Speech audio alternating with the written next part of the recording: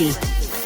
Elle met en scène les arts, la culture et la société pour vous offrir la meilleure représentation radio.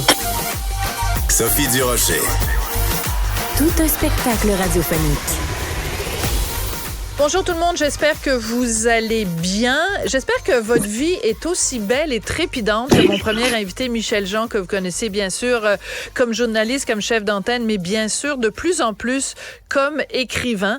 Il sort un nouveau livre qui est en librairie, en fait, depuis hier, qui s'intitule « Kimik ». J'espère que je le prononce de la bonne façon. Michel, bonjour. Kwekwe? Oui. En fait, on prononce le cas comme en arabe, c'est « Kimik ». Mais c'est correct de dire « Kimik » aussi. OK, mais l'important, c'est de pas dire une gimmick. C'est pas pareil exactement, non? C'est pas vraiment pareil. Écoute, tu m'as envoyé très gentiment une copie du livre et comme tu le fais régulièrement quand il y a un nouveau livre, tu nous envoies une dédicace. Alors, tu as écrit « Koué Sophie, bonne lecture de Kimik ». C'est un roman, mais c'est aussi l'histoire du Québec. Qu'est-ce que tu veux dire par là que c'est l'histoire du Québec, Michel? C'est une partie de l'histoire récente du Québec, en fait, parce que c'est un roman, là, les personnages sont fictifs et ce qui se passe, ce qui arrive aux personnages est fictif, mais c'est quand même basé sur la réalité. Et il y a en toile de fond un événement qui s'est passé dans le Québec récent, là, dans la fin des années 50 jusqu'aux années 70, qu'on appelle le massacre des chiens nordiques et qui, pour le peuple inuit, est un traumatisme important avec lequel ils vivent encore. Et ce qui s'est passé, en fait, c'est que vous savez, Sophie, on est très fiers du Grand Nord aujourd'hui, mais jusque dans les années 50, personne au Québec se préoccupait beaucoup de ça. Et c'était pas habité pour les gens. Les Inuits, ils vivaient encore jusque dans les années 50 dans des igloos. Et ils n'avaient pas le statut autochtone, parce que quand la loi sur les Indiens a été créée en 1976, dans le Nord, personne ne s'occupait d'eux. Pendant l'entre-deux-guerres, il a été question de leur donner un statut. Finalement, il y a eu la guerre. Après la guerre, Ottawa a dit « ça coûte déjà cher les Premières Nations. On ne veut pas payer. » Puis il disait, Québec, occupez-vous des Inuits. Québec, non, c'est des Autochtones, c'est vous qui devez payer. Donc, on s'est renvoyé la balle. Et, à un moment donné, au début des années 60, on s'est rendu compte qu'il y avait un potentiel hydroélectrique là-bas. Et là, le Québec a dit, finalement, ça nous intéresse. Ottawa a dit, ça va, mais vous dites. Ben oui, voilà. Et donc, il faut que les enfants aient à l'école, ils envoient dans les villages. Et le gouvernement du Québec a dit, pas de souci. Donc, les Inuits qui vivaient dans en clans, le long de la côte, ils vivent la mer, c'est-à-dire le phoque, la baleine, tout ça. Et donc, on les a regroupés de force dans 14 communautés. Et un chasseur Inuk, c'est comme un ours. Ça a besoin d'un territoire assez grand pour avoir assez de gibier pour vivre. Si t'en mets 200 dans un village, c'est clair qu'ils ne pourront pas vivre. Et donc, ils partaient pour aller chasser, puis ils ne voulaient pas rester dans ces villages-là de toute façon. Et donc, la solution qu'on a trouvée pour les forcer à rester, c'est de tuer leurs chiens. Donc, Ottawa et le gouvernement du Québec, campagne d'abattage, on rentrait dans les villages, les policiers tuaient les chiens. Et en 1950, il y avait 20 000 chiens en 1950. Et en 1970, il n'en restait aucun. Et donc, on faisait ça devant les Inuits. Donc, pour eux, c'est encore quelque chose qui aujourd'hui, et comme pour nous, les Premières Nations, les pensionnats, même s'ils ont connu les pensionnats aussi. Oui. Alors, il y a deux choses que je veux dire sur ce que tu viens de nous dire. Donc, toi, on le sait, tu es d'origine Innu. Là, tu nous parles dans ce livre-là des Inuits. Est-ce que tu penses qu'il pourrait y avoir éventuellement des gens de la communauté Inuit qui viennent te dire « Écoute, Michel, c'est... » entre guillemets, bien sûr, de l'appropriation culturelle. Occupe-toi de ta communauté. Nous, on va défendre les intérêts et écrire des romans sur notre communauté à nous. Oui, il y a des gens qui vont le dire, j'en suis certain, puis je peux le comprendre d'une certaine manière. Moi, avant d'écrire le livre, les Autochtones, on est comme le reste des gens, on n'est pas tous partout du même avis sur Bien sûr. Mais moi, avant d'écrire le livre, j'en ai parlé avec une écrivaine, une aînée Inuk, puis j'ai parlé de mon projet quand je l'avais rencontrée en France dans un festival littéraire, puis elle m'a encouragé à l'écrire. Est-ce que tu es une lectrice de sensibilité? Non. Mais ça, je l'ai fait, par exemple. Ça. Oui? Et, oui. Et donc, j'ai demandé, puis elle m'a dit, tu devrais le faire, parce qu'un des problèmes qu'ils ont, les Inuits, c'est à cause de la barrière de la langue. Leur langue naturelle, c'est l'Inuktitut. Puis ils apprennent le français, parce qu'ils ont été colonisés au nord par les Anglais. Et donc, il a dit, les gens au Québec francophone, ils connaissent rien de notre histoire. J'en ai parlé ensuite avec une élue de Makivik, qui est leur gouvernement, dans le Nord qui était très contente que j'écrive un roman sur le sujet. J'ai demandé l'aide justement des gens de l'Institut Avatak, qui est l'Institut culturel des Inuits au Québec, qui sont basés ici à Montréal. D'accord. Et donc, une fois que j'ai eu fini le roman, je l'ai fait lire par quelqu'un de l'Institut Avatak pour qu'il me donne son avis, voir est-ce que je disais des sottises, est-ce que quand je parle, mettons, de la chasse, du rapport au territoire, est-ce que justement j'ai un regard biaisé, etc. C'est une question de rigueur, là, d'essayer de faire un travail de meilleure qualité possible. Et c'est même l'Institut Avatak qui m'a fourni les photos d'archives. Oui, il y a des photos dans le livre. Dans le livre. C'est donc, oui, bien sûr, il va sûrement y avoir des gens qui vont dire non, tu ne devrais pas faire ça, tu es nous. Mais je ne parle pas au nom des Inuits. Dans ce livre-là, j'expose une situation, puis il va y avoir 1000 histoires à raconter à partir de ça, parce qu'il y a 1000 sujets qu'on peut traiter sur cette question-là. Ça ne va pas régler la question une fois pour toutes. Oui. Je vais lire un petit extrait du livre. Attends, juste 2 secondes. Le ciel, le roc, l'océan, sous une lumière obscène, face à l'Arctique, mer de glace, terre nue, pays sans arbres, entre le ressac et le silence, le vent du nord règne sans partage. Son souffle glacial soulève les flots, emporte dans son sillage des tourbillons de neige qui courent sur la terre comme sur l'eau.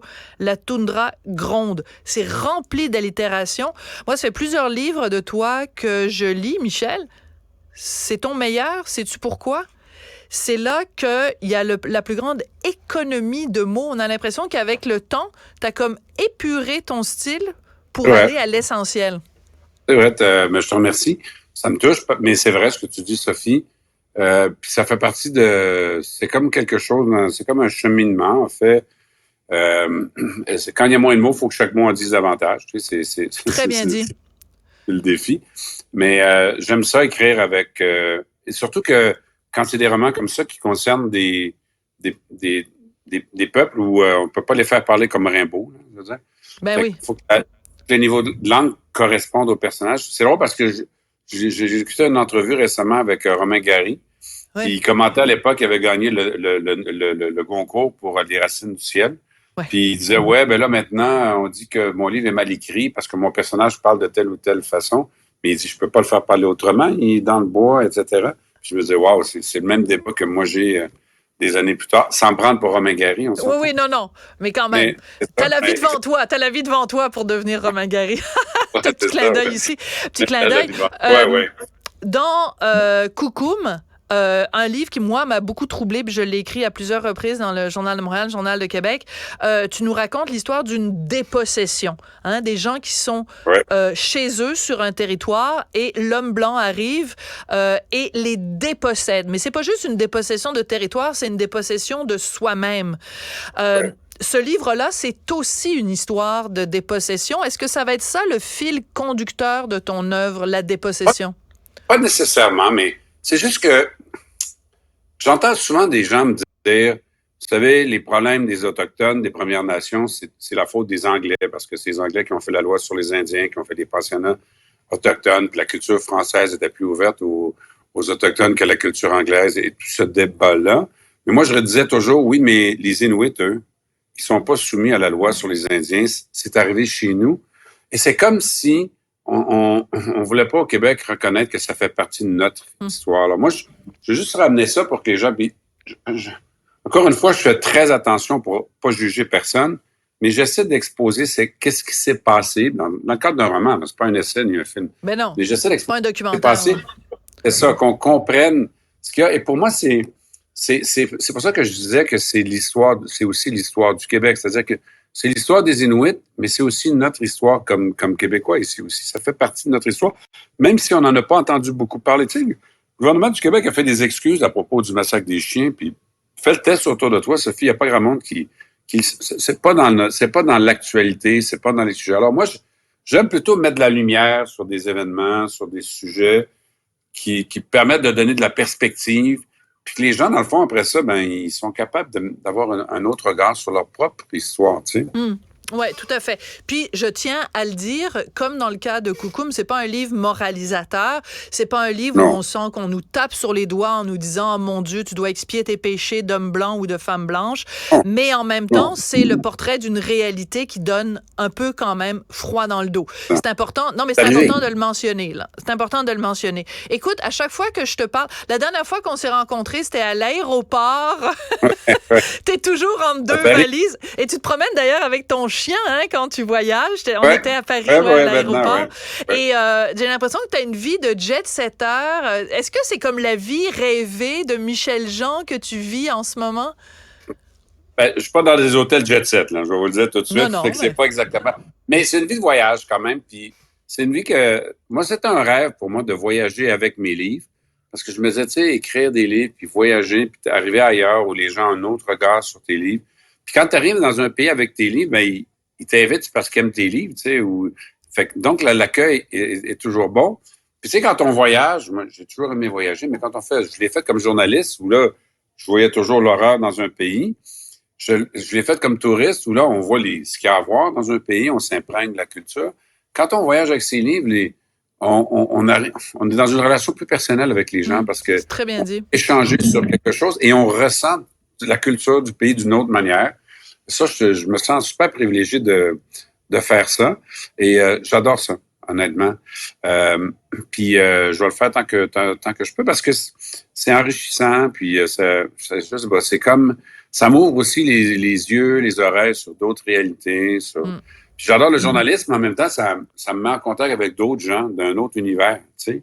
Ouais. Ça, c'est super aussi, je trouve. Alors, merci. Et puis, j'encourage tout le monde à lire Kimmick de Michel Jean. Je suis sûre que je le prononce encore une fois complètement tout croche, mais des fois même des mots en français, je les prononce tout croche. Fait que ne le prenez pas personnel. L'important, c'est qu'on est dans l'espace public un mot autochtone, un mot en inuktitut qui est une très belle langue, puis qu'on le prononce bien ou mal, c'est l'important que le mot existe puis qu'il est là. Occuper le territoire. D'une certaine manière, mais tu sais, montrer qu'on existe encore quelque part. La géographie linguistique. Merci beaucoup, Michel Jean. Merci beaucoup, Sophie. Au revoir, à bientôt.